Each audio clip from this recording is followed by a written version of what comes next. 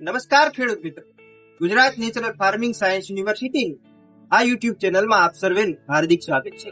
આજે આપણે મુલાકાત લઈશું શ્રી નારાયણ ધામ તાજપુરા ખાતે આવેલ નારાયણ ગીર ગૌશાળા કે જ્યાં પ્રાકૃતિક કૃષિના આધાર સ્તંભ એવા જીવામૃત તથા ઘનજીવામૃતના ઉત્પાદન પ્લાન્ટ માનનીય મહામહિમ રાજ્યપાલ શ્રી આચાર્ય દેવવ્રતજી દ્વારા ઉદ્ઘાટન કરવામાં આવેલ છે તથા આ પ્લાન્ટનું સંપૂર્ણ સંચાલન ડોક્ટર રાજુભાઈ ઠક્કર દ્વારા કરવામાં આવે છે અને આ પ્લાન્ટમાં બનતા ઘનજીવામૃતની સંપૂર્ણ માહિતી ડોક્ટર રાજુભાઈ ઠક્કર આપશે. આ પ્રસંગે આપણી વચ્ચે ઉપસ્થિત છે આપણી યુનિવર્સિટીના મદદનીશ સંશોધન વૈજ્ઞાનિક શ્રી ચેનાભાઈ પંચાલ. સૌ પ્રથમ આપણે જીવામૃત બનાવીશું. આ જીવામૃતનો ઉપયોગ આપણે ઘન જીવામૃત માટે કરવાના છે, પણ એના પહેલા આપણે સાહેબ જોડે આ જીવામૃત બનાવવાની પદ્ધતિ શું છે એ પહેલા સમજી લઈએ. તો સાહેબ અમને સમજાવો કે આ જીવામૃત બને છે કેવી રીતે? આપણે 200 લીટરનું જે ડ્રમ છે એમાં 180 લીટર પાણી લઈએ છીએ.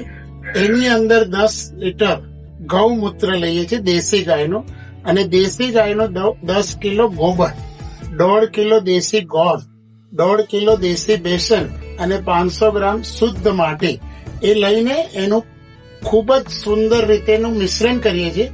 એ મિશ્રણ કર્યા પછી એને અમે 5 મિનિટ સુધી આપણી ઘડિયાળના કાંટાની જેમ આને ફેરવવાનું હોય છે. સવારે 5 મિનિટ અને સાંજે 5 મિનિટ. આવું આપણે 3 થી 4 દિવસ કરીએ તો આની અંદર લગભગ 30 લાખ કરોડ જે માઇક્રોબ્સ છે એ દર 20 મિનિટે ડબલ થાય છે. અને જેનો ફાયદો, જે ખેડૂત મિત્રોનો ફાયદો આપણી ધરતી માતાને ખૂબ જ સુંદર રીતે મળે છે. આપ જોઈ શકો છો કે હમણાં જ અમારા માનનીય દેવવ્રત સાહેબ અહીંયા પધાર્યા હતા ત્યારે એમને કીધું કે હિમાચલ પ્રદેશમાં લોકોને ખૂબ જ હાથમાં ચામડીના દર્દ હતા દેશી દવાઓની જગ્યાએ રાસાયણિક ખાતરોના લીધે. તો એમને બતાવ્યું કે જ્યારે આ જીવામૃતમાં એ ખેડૂતોએ પોતાના હાથથી આ રીતે ફેર્યું તો એમના હાથ પણ રોગમુક્ત થઈ ગયા. તો ઘન જીવામૃત બનાવવા માટે જીવામૃત મુખ્ય વસ્તુ છે, પણ આ જીવામૃત એ ખરેખર ધરતીનું પરમ અમૃત છે.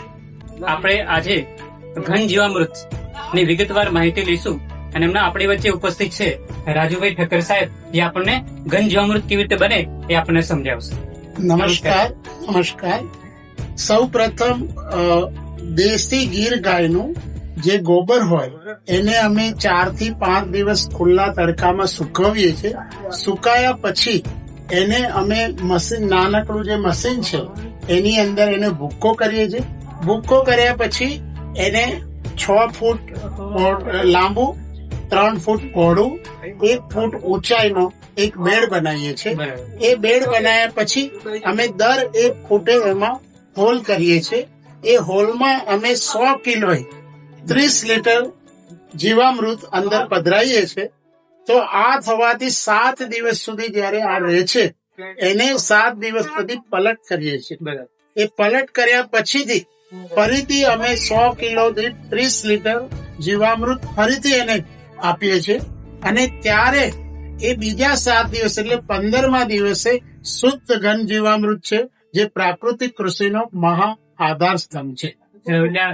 સાહેબ આપણે છે આ કેટલા દિવસમાં 21 દિવસમાં પ્રોપર ઘન જીવામૃત આપણે તૈયાર થઈ? આપણા માટે 4 થી 7 દિવસનો સુકાવાનો સમય છે અને 15 દિવસ આપણો બનાવવાનો સમય છે. એટલે ટૂંકમાં આપણે કહીએ તો 21 દિવસની અંદર પ્રોસેસ પૂર્ણ થાય, તૈયાર થાય છે. બરાબર. તો સર આપણે જાણીએ કે કઈ રીતે હવે બને છે આ મશીનમાં, આપણે કઈ રીતે કરી શકીએ? આપ જોઈ શકો છો અહીંયા એક નાનકડું મશીન છે જેમાં કોઈ મિકેનિકલ સિસ્ટમ નથી, માત્ર દળાય છે. અને આના માટે આપ પ્રેક્ટિકલી જોઈ શકીએ છીએ આપણે.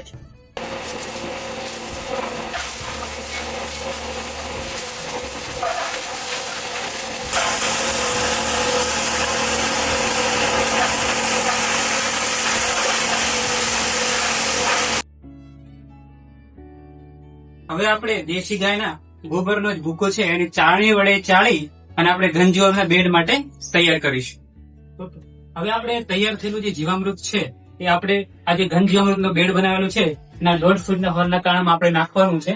આ કમ્પ્લીટ જયારે જીવામૃત છે બેડમાં પ્રસરી જશે એટલે ફરીથી આપણે શું 7 દિવસ એને મૂકી રાખીશું. બરાબર, ફરીથી એને પાવડાની મદદથી આપણે ખાપી અને ઢગલો કરીશું. બરાબર, ફરીથી આ સેમ સાઈઝનો આપણે બેડ બનાવવાનો છે.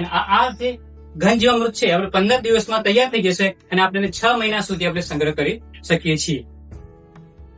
જીવામૃત તથા ઘન જીવામૃતના ઉત્પાદન પ્રકલ્પની સંપૂર્ણ માહિતી આપવા બદલ ડોક્ટર રાજુભાઈ ઠક્કરનો હું અમારી યુનિવર્સિટી તરફથી આભાર વ્યક્ત કરું છું.